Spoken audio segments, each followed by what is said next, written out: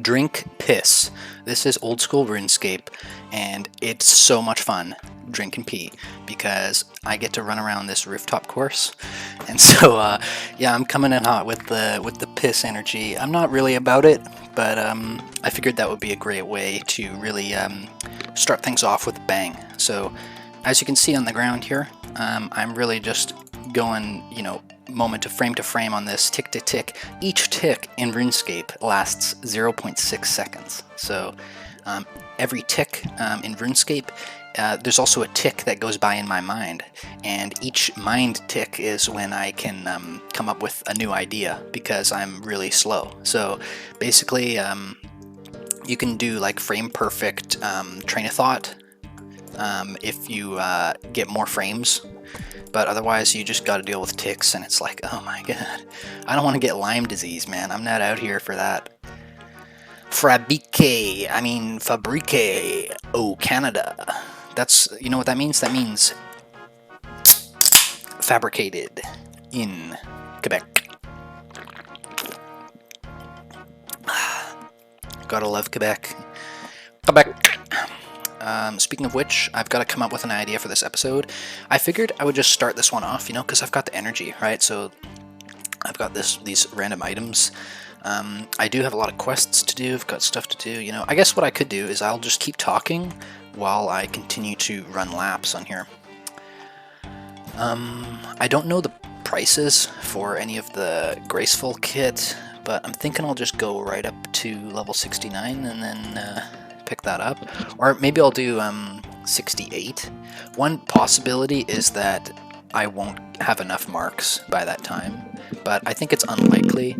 I think if I just stay on this course until 69, then I'll get enough marks, because this course produces the most marks.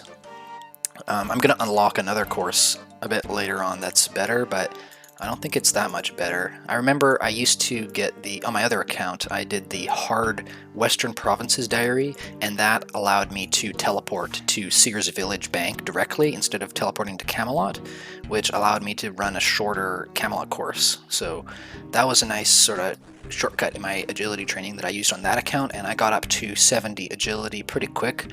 But on this account, I don't think I'm doing that. I need to keep my stats balanced. So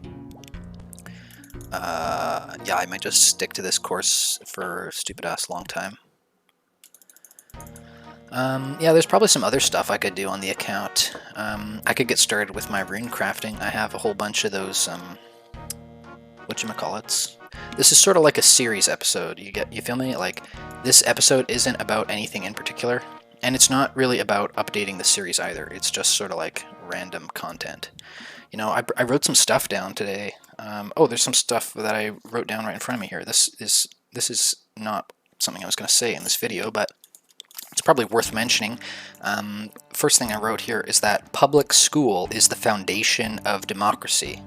And so I know all of the conservatives are going to be rolling their eyes, but yeah, it's like if you don't have public school, then democracy's not working properly, because in order to have the voters know what they're voting on, you need to educate them. So you can't have a democracy. Like, this is like a lot of like conspiratorial thinkers on the left will say it's private school is a conservative plot. Like, they want to reduce funding for public school so that there's a general conception that public school's shit, and then that'll get everybody thinking like, oh yeah, I really have to send my kids to private school, and it's going to degrade the whole public school system, which is the foundation of our democracy.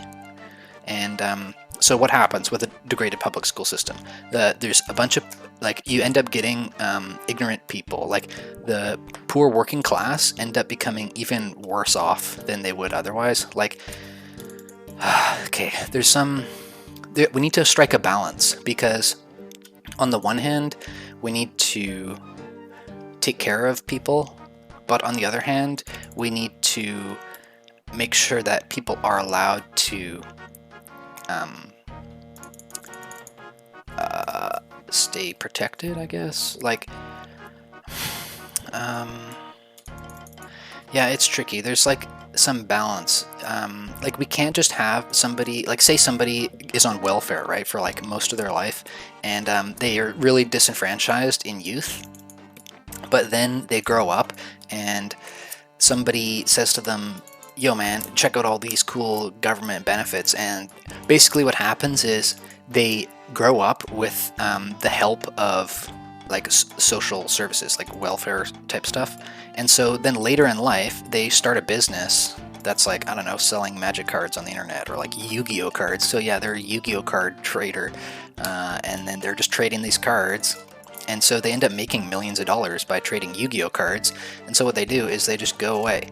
And so this is a problem, that people can make a bunch of money, they can reap from society and never give back. And so in theory, that's okay, but in practice, that could be theoretically, in practice it could be theoretically, it could be catastrophic depending on the numbers. Like, the idea, the way I've heard about it from some conservative thinkers is that there's like a big pool of money, and obviously we can run a deficit because we have immigration, but if you have more people more people taking from the pool than giving over a long period of time, then it becomes unrecoverable.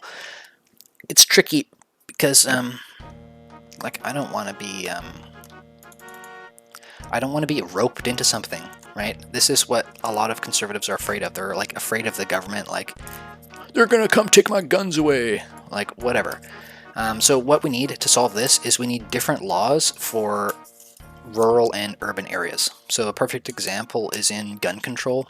So in rural areas, you need to be able to defend your own property because there's not a police force that's nearby. So say, for example, you get invaded, like you own a farm, you're working on a farm, and some people come with weapons to like shit in your house, like they want to poop and piss on the floor of your lobby. So you can't let them do that, right? So one option is to use a gun to sort of scare them off, or injure them or something. And another option is to use a guard dog.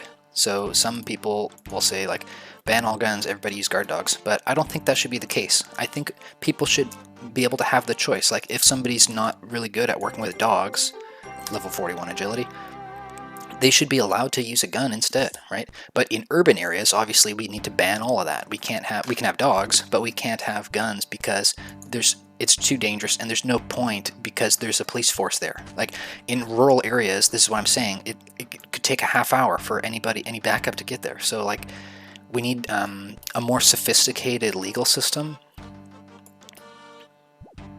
I heard an interesting story about a country that had some rules in their constitution that were not being followed because they just hadn't gotten around to it yet. Like, how does that even fly? Like, we need some way to mandate the constitution. Like crypto bros will tell me about smart contracts and be like, yeah man, we just need to lock that in, but I don't think it's really that simple. Anyways, thanks for watching this episode of Group Ironman Daily. I'll be back with another one shortly.